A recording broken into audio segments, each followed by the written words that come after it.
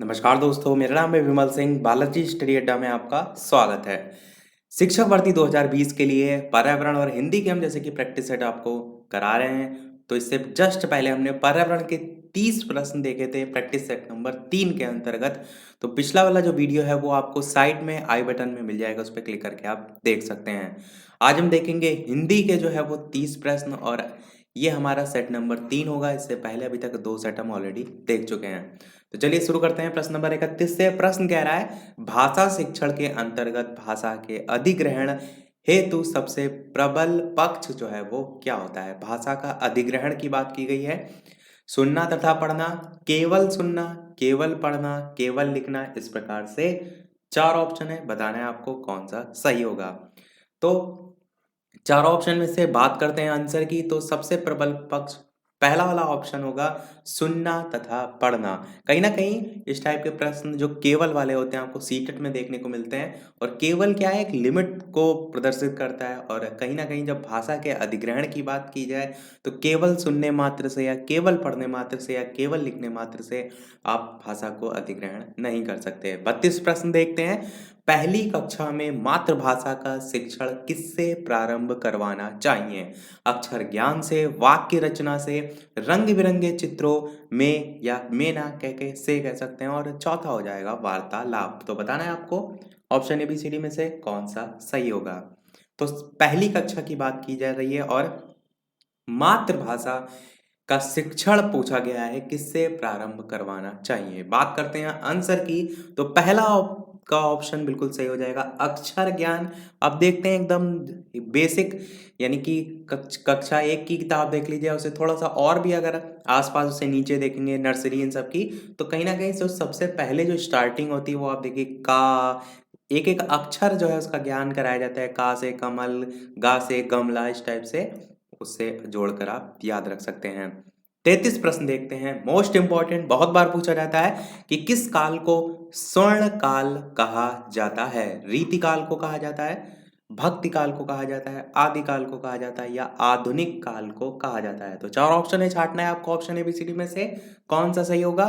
बात कर लेते हैं आंसर की, तो चारों ऑप्शन में से दूसरा वाला आपका ऑप्शन भक्ति काल बिल्कुल सही हो जाएगा। इसको याद रखिएगा, बहुत बार प्रश्न ये पूछा जाता है। भक्ति काल हिंदी साहित्य का स्वर्ण काल कहा जाता है, जिसे हम क्या कहते हैं, स्वर्ण युग, द गोल्डन एरा, इस टाइप से भी आपको देखने को मिलता है। देखते हैं हमारा अगला प्रश्न 34, अशोक के फूल निबंध संग्रह के रचनाकार कौन है। कुबेरनाथ राय, गुलाब राय, रामचंद्र शुक्ल, या हजारी प्रसाद द्विवेदी। 4 ऑप्शन है, छांटना है आपको। अशोक के फूल के रचनाकार जो है वो कौन है। इस टाइप के प्रश्न कई बार ऐसे ही एज इट इज रिपीट हो जाते हैं। तो जो प्रैक्टिस किया करिए प्रश्न, उनको याद भी करते चला करिए अगर आपको नहीं पहले से पता है। तो बात करते हैं चलिए आंसर की ऑप्शन ABCD में से। तो अशोक के फूल के रचनाकार जो है वो आचार्य हजारी प्रसाद द्विवेदी बिल्कुल सही हो जाएगा। और थोड़ा सा ट्रिक से भी आप जोड़ सकते हैं कि जो फूल होते हैं आप देखते हैं किसी भी बगीचे में तो हजारों फूल लगे होते हैं, एक दो नहीं होते हैं। अब देखिए कोई भी बगीचे में जाएंगे तो हजारों फूल लगे होते हैं। तो अशोक के फूल इस टाइप से कभी आपसे रचना पूछी जाए तो तुरंत उसके क्लिक कीजिएगा, हजारी प्रसाद द्विवेदी। 35 प्रश्न कह रहा है, अभ्यर्थी में कौन सी संधि है। दीर्घ, यड़, अयादि, या गुण। 4 ऑप्शन है, बताना है कौन सा सही होगा। तो संधि विच्छेद आपका किस प्रकार से होगा, अभी प्लस अर्थी, इस टाइप से आप इसे संधि विच्छेद करेंगे, अभी प्लस अर्थी। और यहाँ पर जो संधि होगी वो यण संधि हो जाएगी। दूसरा वाला आपका ऑप्शन बिल्कुल सही हो जाएगा। अगला प्रश्न देखते हैं 36, पर्यावरण में है दीर्घ संधि, यण संधि, अयादि संधि, या वृद्धि संधि।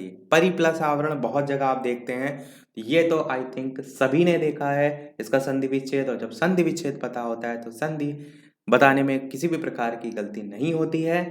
तो ऑप्शन ABCD में से बात करते हैं आंसर की कौन सा सही होगा, तो यण संधि आपका बिल्कुल सही हो जाएगा। और कौन कौन से उदाहरण होते हैं, जैसे कि अभ्यागत होता है, अभि प्लस आगत, जो उसी से सेम मिलता जुलता है। व्यायाम में वी प्लस आयाम, अध्यादेश में अधि प्लस आदेश, व्याख्यान करते हैं तो वी प्लस आख्यान। वैसे ही और भी एग्जाम्पल इसके हो जाएंगे। अगला प्रश्न देखते हैं 37, आखंड में समास आपको बताना है। द्विगु समास, कर्मधारय समास, अव्ययीभाव समास या तत्पुरुष समास, इस प्रकार से 4 ऑप्शन है। छाँटना है आपको कौन सा सही होगा। तो चलिए बात करते हैं आंसर की। तो ऑप्शन एबीसीडी में से कौन सा सही होगा, चलिए बात करते हैं आंसर की। तो आपका तीसरा ऑप्शन अव्ययी भाव समास बिल्कुल सही हो जाएगा। अगला प्रश्न देखते हैं 38। प्रत्यक्ष शब्द में कौन सा समास है, अव्ययी भाव समास, तत्पुरुष, कर्मधारय या द्वंद्व। 4 ऑप्शन है, आपको बताना है कौन सा जो है वो सही होगा।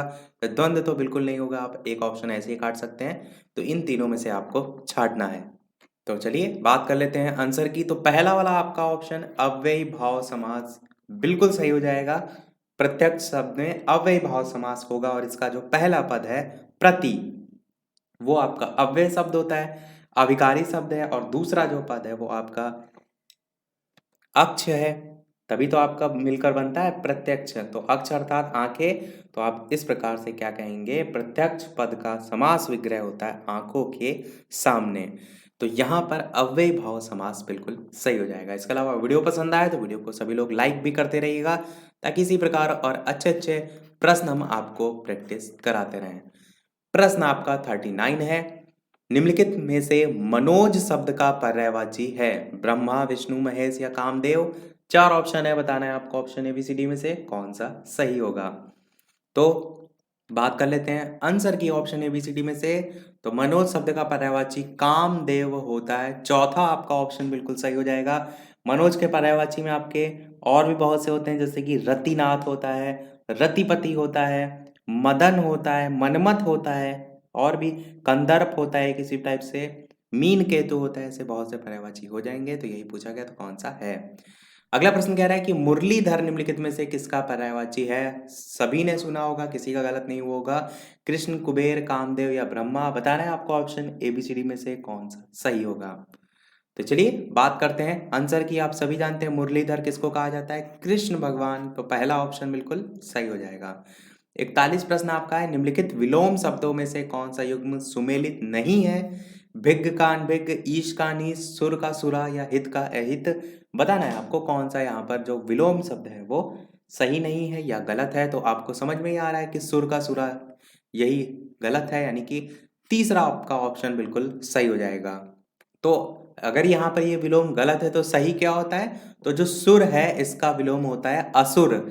सुर का विलोम असुर होता है, ध्यान रखिएगा। 42 प्रश्न देखते हैं। समूल का विलोम क्या होता है, निर्मूल होता है, विनाश होता है, असहर होता है या असमान होता है। बताना है आपको कौन सा सही होगा। तो आंसर की बात करें ऑप्शन एबीसीडी में से, तो पहला आपका ऑप्शन बिल्कुल सही हो जाएगा। निर्मूल जो है वो विलोम होता है समूल का।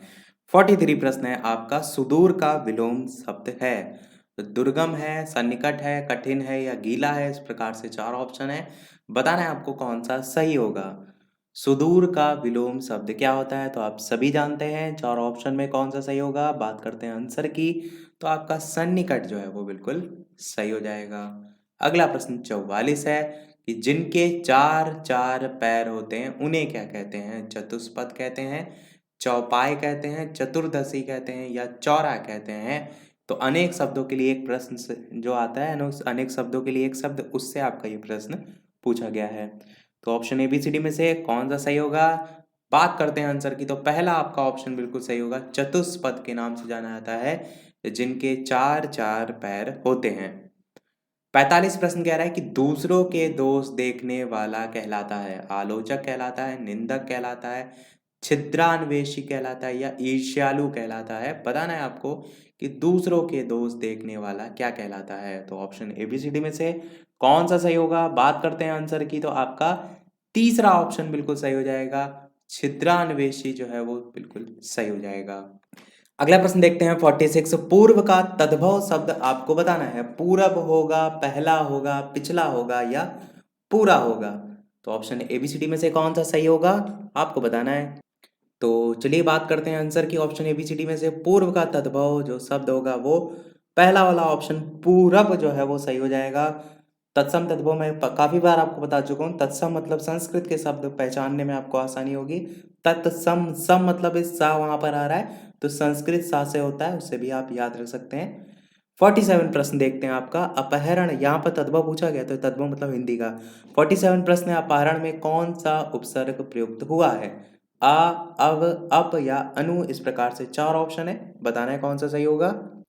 तो चलिए बात करते हैं आंसर की, अपहरण में कौन सा उपसर्ग प्रयुक्त हुआ है, तो दूसरा तीसरा वाला आपका ऑप्शन अप यहाँ पर बिल्कुल सही हो जाएगा। अपहरण जो है उसमें अप उपसर्ग जो है वो यूज हुआ है। अगला प्रश्न देखते हैं 48। उल्लंघन में आपको उपसर्ग बताना है। आ तो बिल्कुल नहीं होगा, बड़ा आ भी आपको स्पष्ट दिख रहा है, नहीं होगा। उत उपसर्ग हो सकता है या उप उपसर्ग हो सकता है, तो इस टाइप से पहले ऑप्शन काटना सीखिए। 3 या 4 में से कौन सा सही होगा, यहाँ पर ये आपको जो है वो बताना है। तो ऑप्शन ABCD में से बात करते हैं, यानी कि 1 2 3 4 में जो 3 4 है उसमें से बात करते हैं आंसर की, तो आपका उल्लंघन में जो है आपका उत उपसर्ग होता है। तीसरा वाला आपका ऑप्शन बिल्कुल सही हो जाएगा। 49 प्रश्न देखते हैं।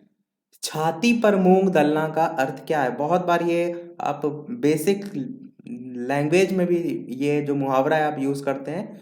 तो 4 ऑप्शन है, समीप रहकर कष्ट देना, परेशान करना, झगड़ा करना या मारना, इस प्रकार से 4 ऑप्शन है, बताना है आपको कि ऑप्शन ABCD में से कौन सा जो है वो सही होगा। तो चलिए बात करते हैं आंसर की। तो पहला वाला आपका ऑप्शन सही हो जाएगा, समीप रहकर कष्ट देना, यानी कि छाती मतलब ही है, समीप का अर्थ यहाँ से आपको स्पष्ट समझ में आ रहा है, तो समीप रहकर कष्ट देना इसका अर्थ हो जाएगा। 50 प्रश्न कह रहा है, छक्के छुड़ाना मुहावरे का अर्थ है। डरा देना, हिम्मत पस्त करना, हिला देना या सताना, तो बताना है आपको ऑप्शन ABCD में से कौन सा जो है वो सही होगा। बात करते हैं चलिए आंसर की। तो आपका दूसरा ऑप्शन बिल्कुल सही होगा, हिम्मत पस्त करना। जैसे कई बार होता है ना कि एक टीम दूसरे को हरा देती है, तो हिम्मत पस्त करना उसी के सेंस में बोला जाता है कि एक टीम ने दूसरे टीम के छक्के छुड़ा दिए, इस टाइप से। अगला प्रश्न देखते हैं 51।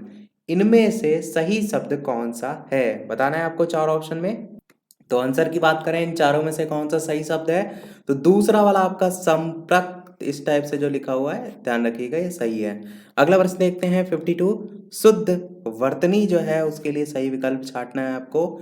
अशोभनीय अलग अलग प्रकार से 4 तरीके से लिखा हुआ है, तो आप जानते हैं शोभनीय में आपका ये तो बिल्कुल नहीं होगा, ये भी नहीं होगा। इन दोनों ऑप्शन में थोड़ा बहुत कंफ्यूज हो सकते हैं, तो इन दोनों में से कौन सा सही होगा। बात करते हैं आंसर की, तो दूसरा आपका बिल्कुल सही हो जाएगा। शोभनीय ना में जो है वो बड़ी की मात्रा लगती है, तो यही आपका सही हो जाएगा।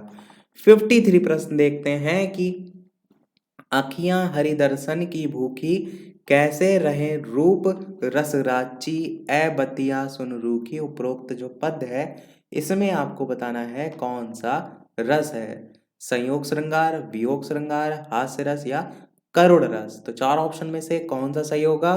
तो आपको ऐसे ही समझ में आ रहा है कि यहाँ पर लिखा है ना कि उनके बिना आंखें सूख गई, इस टाइप की जो चीजें हैं वो वियोग श्रृंगार में आती हैं, तो दूसरा आपका सही हो जाएगा।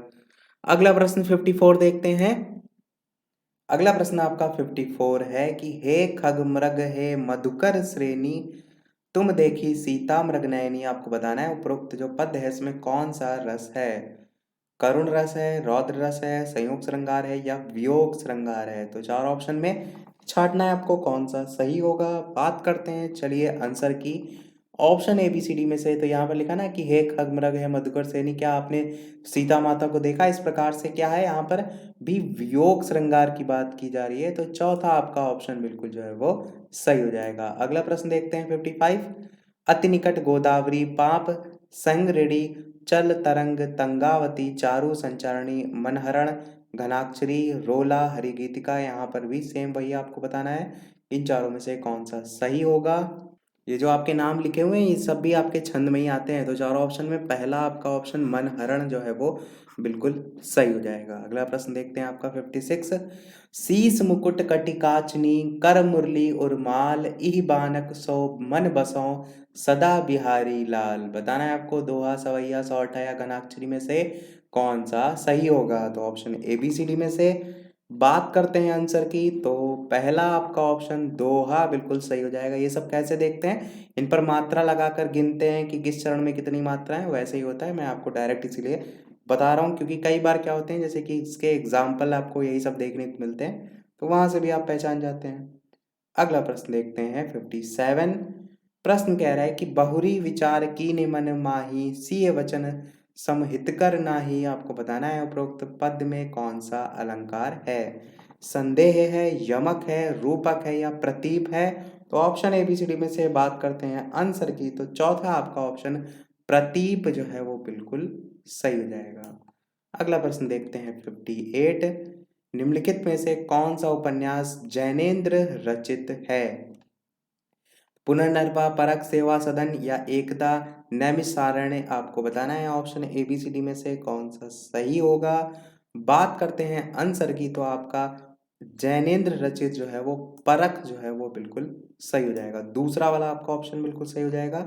59 जो प्रश्न है वो हम आपसे पूछेंगे लास्ट में। 60 प्रश्न हम लास्ट और देख लेते हैं और इसके बाद हम लास्ट वाला एक प्रश्न आपसे पूछेंगे और प्रश्न है आपका 60। अंजनी सुत में समास आपको बताना है। द्वंद्व, कर्मधारय, बहुब्रीहि या तत्पुरुष। अच्छा प्रश्न है, बताना है आपको। तो ऑप्शन ABCD में से कौन सा सही होगा। बात करते हैं आंसर की, तो अंजनी सुत किसको कहा जाता है। अंजनी पुत्र बजरंगबली जो उनको कहा जाता है। तो ऑप्शन तीसरा वाला बहुब्रीहि समास बिल्कुल सही हो जाएगा। जहां पर कोई तीसरा पद प्रधान होता है वहां पर वो बहुब्रीहि समास हो जाएगा। अब देखते हैं वो प्रश्न, पर वो प्रश्न देखने से पहले वीडियो अभी तक आपने लाइक ना किया हो तो सभी लोग वीडियो को लाइक अवश्य कर दीजिएगा ताकि मुझे भी मोटिवेशन मिलता रहे। चैनल पर नए हो तो सब्सक्राइब करके भी अवश्य जुड़ जाइएगा और टेलीग्राम चैनल से नहीं जुड़े हैं तो वीडियो के डिस्क्रिप्शन में आपको लिंक मिल जाएगी, सर्च करके भी आप बालाजी स्टडी अड्डा टेलीग्राम पर जुड़ सकते हैं। 59 नंबर जो प्रश्न है ये हम आपसे पूछ रहे हैं, जैसा कि सभी वीडियो में हम आपसे एक ना एक प्रश्न पूछते हैं। तो हिंदी साहित्य के इतिहास के सर्वप्रथम लेखक का नाम क्या है वो आपको बताना है। पहला ऑप्शन है जॉर्ज गियर्सन, दूसरा है शिव सिंह सेंगर, तीसरा है आचार्य रामचंद्र शुक्ल और चौथा है गारसा दा तासी। तो ऑप्शन 1 2 3 4 में से कौन सा सही होगा। सभी लोग अपना आंसर वीडियो के मेन कमेंट में टाइप करके बताइएगा। आप चाहें तो नाम भी लिख सकते हैं, आप चाहें तो डायरेक्ट 1 2 3 4 ऑप्शन भी टाइप कर सकते हैं। तो इसी के साथ वीडियो आज का हमारा समाप्त होता है। आज के वीडियो में इतना ही। वीडियो पसंद आया हो तो लाइक अवश्य कीजिएगा, चैनल पर नए हो तो सब्सक्राइब जरूर कीजिएगा। चलिए मिलते हैं फिर अगले वीडियो में नए टॉपिक के साथ। तब तक के लिए नमस्कार। Thank you for watching.